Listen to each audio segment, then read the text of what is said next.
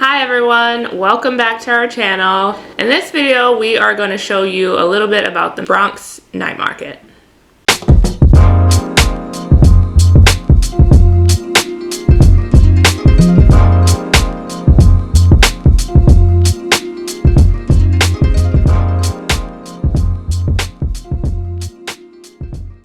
We've actually got the luxury of getting to visit every borough in New York. Some of them we didn't get to spend as much time in as others, but we wanted to show you a couple things that you could do in the Bronx if you were ever headed out that way.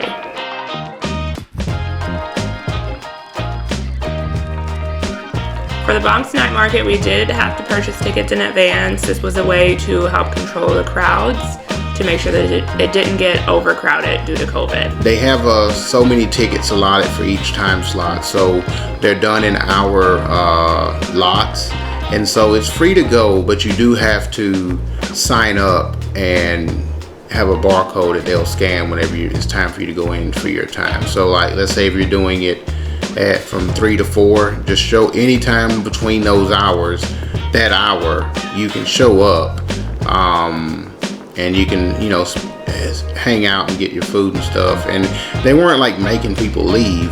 I think they were just trying to stagger everyone just to make sure that they can kind of control it. So it's not like if you get there at 3, they're like running you out of the place, but it's just so you do have to go in and do that. It's not just that right now, it's not just a walk up and come in type thing.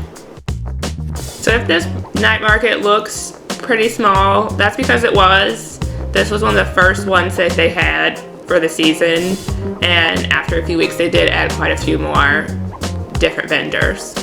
It's a pretty cool thing. They started, I guess it's been going on a few years now, but it's essentially like a food truck type of lot, but obviously they're just doing stands instead of food trucks.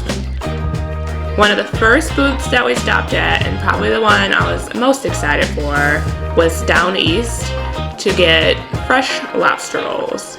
It serves a lot of different lobster rolls. They have cold rolls, warm rolls, garlic bread rolls, and just a few different things there, but obviously they're focusing on lobster.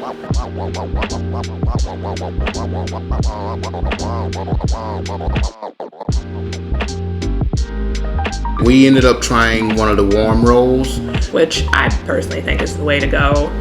We got this to share, but it was so good that I almost didn't share. I almost ate all of it myself. What you think? Pretty tasty. Is it? Mm-hmm. That's good. Some good chunk. Mm-hmm. Gotta do a second? Need a second bite? I think so.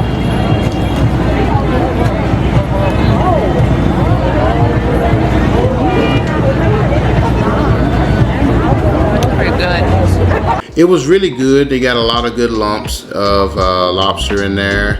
I don't feel like they shorted us or anything when we got it. It was, I don't know if you want to call it, I guess, food truck prices, so it wasn't the cheapest, but I do think that the variety of everything there was pretty good. We gave it 4 stars, but I think that's only because we're comparing it to the other time we had lobster rolls, which would have been in Boston, and those were top notch. Another place we ended up trying was Sam's Fried Ice Cream. It's, as the name says, it's just balls of ice cream that are going to get deep fried. They have a few different flavors. It's nothing too crazy, but they're going to have vanilla, chocolate, green tea, cookies and cream, which you can't go wrong with. But I think they have a lot more at their actual restaurant. It was pretty cool to see how they made them. If you've never seen ice cream or anything get fried, they do it right in front of you, so you'll go through the whole process of them scooping it and then getting it rolled into the batter that they're going to use and everything like that. So it's a cool spot to see that if you've never done it. So I do think that hats off to them, because I've tried frying ice cream before and it did not go well.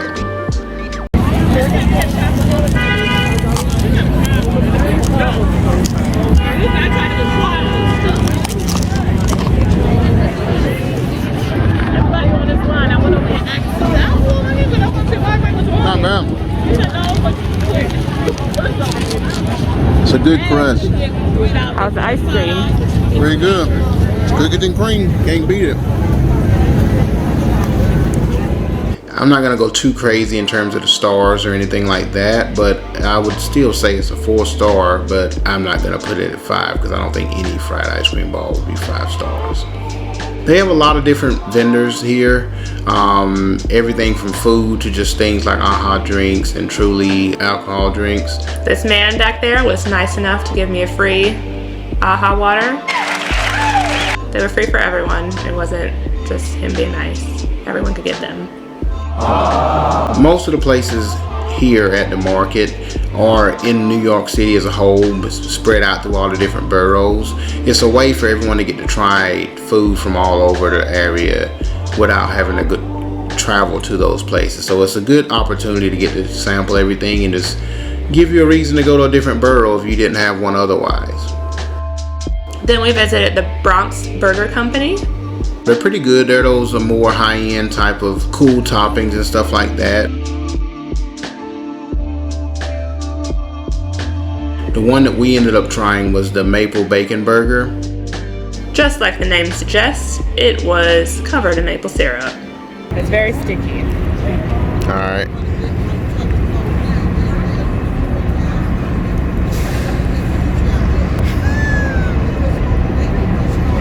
Oh man, all the bacon gone.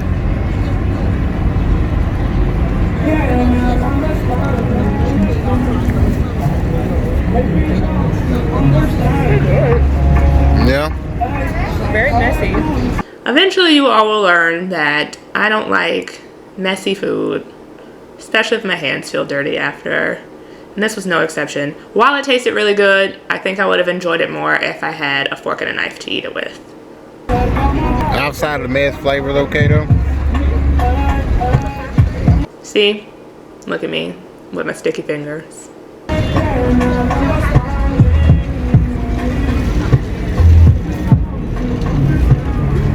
The burger itself, the meat and everything had really good flavor. The topping in terms of sauce was really good. It was like a mayo-ish based sauce on there as well. So it was a really good burger overall. It's a social media dream. They have all kinds of little cutouts you can go to. We did want to still highlight another one that we were gonna try, and that was the Fried Kitchen. By this time we were stuffed, but if we had a little bit more space in our stomachs, we would have tried the Fried Kitchen because all of their chicken and waffles and everything just looked so good.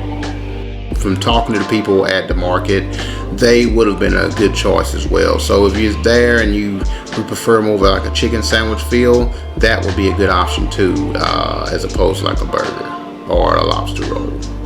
The Bronx is a little bit different in terms of how it feels versus like Manhattan. I feel like I maybe saw more families out and about. I feel like in New York, you get sucked into the idea that people are going to work or it's just commuting. But here it did give a feel of like people being at their, in their neighborhood and just kind of living daily life. Another thing that you can do is visit Yankee Stadium, maybe take in a baseball game while you're there. One of the times I went to the Bronx, I was able to catch a game. I got lucky enough that it was actually a Red Sox and Yankees game going on that day. It's a pretty cool place to go. Obviously, if you're into sports or baseball, you know the Yankees and you know what all comes along with that in terms of all the great players and stuff like that. But the fans were all pretty cool. I mean, it's fun to get to see the Red Sox and Yankees fans go back and forth. But overall, even if it wasn't that game, I think I would have had a good time going and just being in that environment and checking out a game. So I definitely think if you're in the Bronx, one of the things you shouldn't miss is going to a Yankees game at Yankee Stadium. If you haven't already, please like and subscribe to our channel. Literally every time I see that we have a new subscriber, I get so excited. So if you want to make someone's day, click subscribe for us.